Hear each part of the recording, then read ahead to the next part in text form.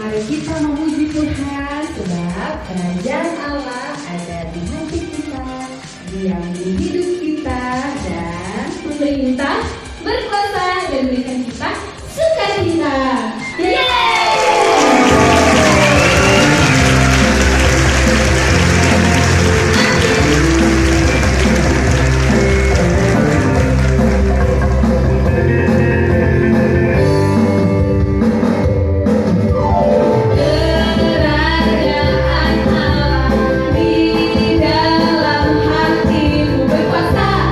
Berkata, berita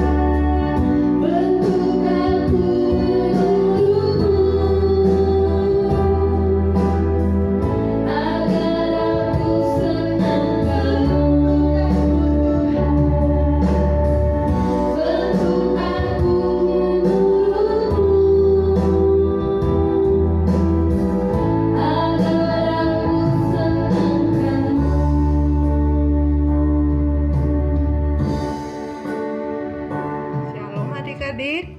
Sebelum kita mendengarkan cerita firman Tuhan kita sore hari ini, kita terlebih dahulu akan membaca ayat firman Tuhan. Ayat kita hari ini terambil dari Injil Matius pasal yang ke-22 ayat 1 sampai dengan ayat yang ke-14.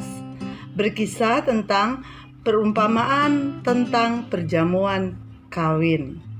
Lalu Yesus berbicara pula dalam perumpamaan kepada mereka.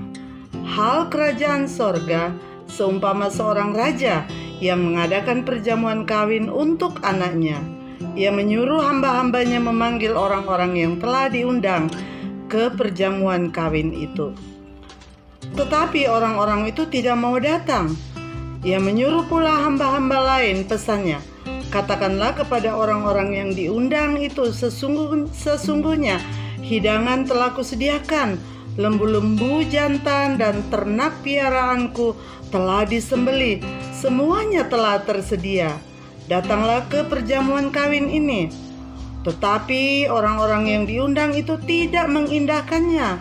Ada yang pergi ke ladangnya, ada yang pergi mengurus usahanya, dan yang lain menangkap hamba-hambanya itu, menyiksanya dan membunuhnya. Maka murkalah raja itu, lalu menyuruh pasukannya ke sana untuk membinasakan pembunuh-pembunuh itu dan membakar kota mereka. Sesudah itu ia berkata kepada hamba-hambanya, perjamuan kawin telah tersedia, tetapi orang-orang yang diundang tadi tidak layak untuk itu. Sebab itu pergilah ke persimpangan-persimpangan jalan dan undanglah setiap orang yang kamu jumpai di sana ke perjamuan kawin itu. Maka pergilah hamba-hamba itu dan mereka mengumpulkan semua orang yang dijumpainya di jalan-jalan, orang-orang jahat, orang-orang baik, sehingga penuhlah ruangan perjamuan kawin itu dengan tamu. Ketika raja itu masuk untuk bertemu dengan tamu-tamu itu, ia melihat seorang yang tidak berpakaian pesta. Ia berkata kepadanya, hai saudara, bagaimana engkau masuk kemari dengan tidak mengenakan pakaian pesta? Tetapi orang itu diam aja. Lalu kata raja itu kepada hamba-hambanya, ikatlah kaki dan tangannya dan campakkanlah orang itu ke dalam kegelapan yang paling gelap. Di sanalah akan terdapat ratap dan kertak gigi. Sebab banyak orang yang dipanggil, tetapi sedikit yang dipilih. Nah, adik-adik, mari kita dengarkan firman Tuhan ini bersama-sama, kita perhatikan bersama-sama, dan semoga adik-adik diberkati. Cerita kita hari ini saya beri judul Menerima Undangan Tuhan. Menerima undangan Tuhan. Siapa yang diundang? Semua diundang. Kita diundang. Siapa pernah ikut mama ke pesta nikah? Apa yang kamu lihat di sana? Ramai enggak acaranya? Makanannya enak enggak? Pasti waktu kita ikut mama ke pesta nikah, kita melihat orang-orang yang senang, orang-orang yang berbahagia, lalu kita ada makan. Kadang-kadang selain kita membawa hadiah, terkadang ada juga pengantin yang memberikan hadiah kepada undangan. Yang pasti suasananya menyenangkan sekali. Nah, kalau saya diundang ke pesta nikah raja atau ke pesta nikahnya Pak Jokowi, punya anak aja nih. Nah, ini ya, anaknya Om Jokowi ini menikah. Kalau saya diundang aja, aduh, saya pasti udah senang sekali. Ya, diundang ke sana pasti saya akan senang sekali. Malahan kadang-kadang ada profil-profil orang yang bikin bahwa dia lagi diundang sama Pak Presiden. Karena memang kalau diundang oleh orang-orang penting untuk pernikahan anak mereka, itu pasti sesuatu yang sangat terhormat. Nah, Alkitab yang kita baca tadi menceritakan bahwa suatu hari raja bikin pesta. Raja bikin pesta. Wow. Yang nikah itu anaknya raja loh. Nah, kalau di sana, di timur sana, kalau orang menikah itu nggak cukup semalam. Bisa 3 malam, 4 malam, 5 malam, 7 malam. Wah, itu suatu perayaan yang mewah sekali. Makanannya berlimpah, persiapannya luar biasa. Orang-orang yang mengerjakannya banyak. Ada yang dengan sukarela, ada yang harus disewa. Pokoknya persiapannya mewah sekali. Wah, rame sekali. Semua yang enak ada di situ. Semua yang enak ada di pernikahan itu. Tapi semua yang diundang menurut bacaan kita tadi, gak ada yang mau hadir. Macam-macam lah alasan mereka. Ada yang bilang mau ke ladang. Coba, kalau saya diundang Om Jokowi, oh iya Pak, saya pasti datang. Terima kasih saya sudah diundang gitu ya.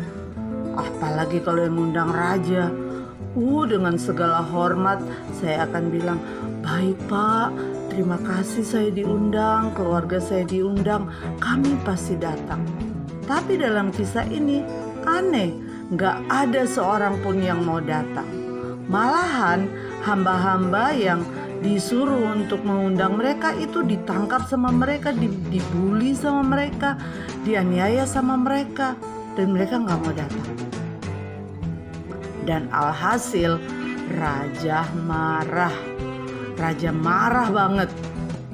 Ya pastilah dia marah. Persiapannya udah begitu matang, biayanya begitu besar, dan dia mengundang rakyatnya. Harusnya rakyat itu datang. Harusnya rakyat itu menghormati dia. Apalagi dia ngundangnya udah gak pilih-pilih loh. Semua diundang sama dia. Tapi rakyatnya gak menghormati rajanya. Gak ada satupun yang datang. Dia marah. Ya pantaslah dia marah.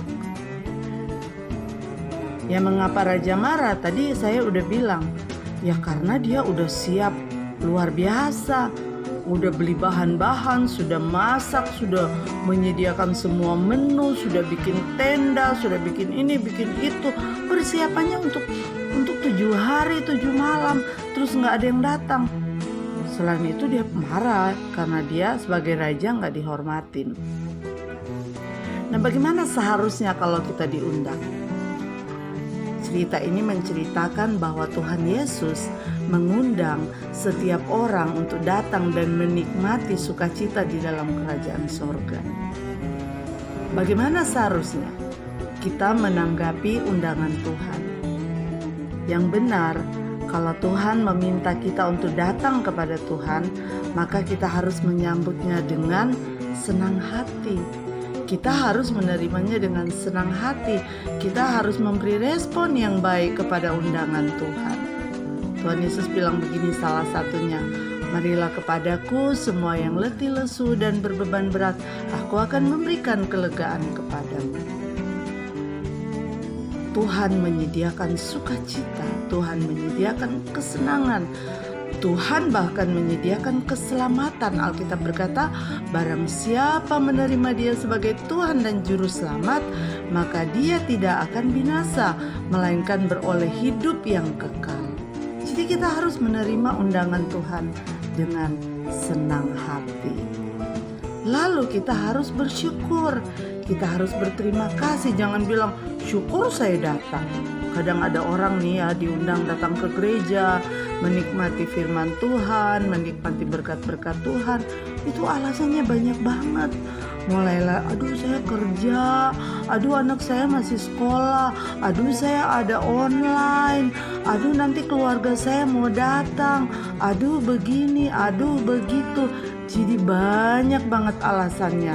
Akibatnya mereka tidak pernah menikmati berkat Tuhan ketika mereka datang ke rumah Tuhan. Yang benar itu ya adik-adik, kita harus berterima kasih, kita harus bersyukur karena Tuhan Yesus memperhatikan kita. Tuhan Yesus mengirim hamba-hambanya, Tuhan Yesus menempatkan gembala sidang, Tuhan Yesus menempatkan pengajar-pengajar KKA, Tuhan Yesus menempatkan guru-guru sekolah minggu. Kita harus berterima kasih kepada Tuhan. Lalu kalau dalam ibadah online, kita diberi pengumuman bahwa ibadah online dimulai jam 5. Kita harus sudah siap-siap, kita harus sudah mandi, kita harus sudah bersih. Lalu kita siap untuk beribadah dan menikmati berkat-berkat Tuhan. Dan pasti Tuhan senang. Adik-adik, mari kita belajar dari firman Tuhan ini. Jikalau kita mengabaikan Tuhan, maka Tuhan akan murka. Lalu Tuhan akan mendatangkan hukuman ketika kita dengan sengaja mengabaikan suara Tuhan, dengan sengaja mengabaikan firman Tuhan. Nah, adik-adik, mari kita berterima kasih kepada Tuhan karena Tuhan selalu mengundang kita untuk datang kepadanya dan menikmati berkat-berkat-Nya. Mari kita berdoa. Tuhan Yesus, terima kasih untuk firman Tuhan yang sudah kami dengar. Terima kasih karena Tuhan selalu mengasihi kami dan mengundang kami untuk datang kepada Tuhan kapan saja. Terima kasih karena Engkau selalu menyediakan pertolongan, selalu menyediakan kesenangan, dan selalu menyediakan sukacita bagi kami. Terpujilah Engkau Tuhan, kami mengucap syukur di dalam nama Yesus. Haleluya. Amin. Adik-adik, semoga adik-adik diberkati dengan firman Tuhan ini. Dan tetaplah setia, tetaplah jaga kesehatan, tetaplah menggunakan masker, dan tetaplah beribadah. Tuhan Yesus memberkati.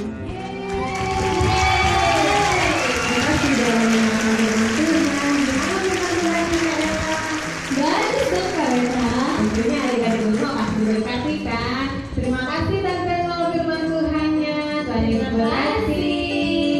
Nah, sekarang waktunya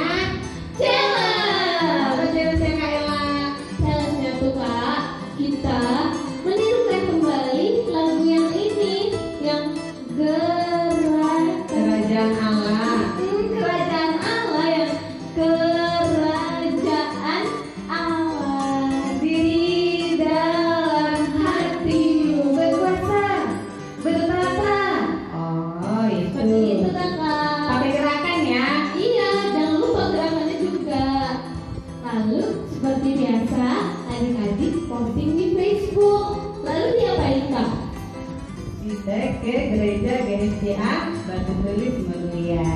Betul, itu ya. Tadi gerakan hitamnya pakai ini. Kakak berdoa kiranya adik-adik semua dan papa mamanya juga diberkati Tuhan. Selama pandemi ini, kalian tetap terapkan 3M ya. Apa itu? Pertama, mencuci tangan, memakai masker, dan yang terakhir, menjaga jarak. Kiranya Tuhan memberkati kita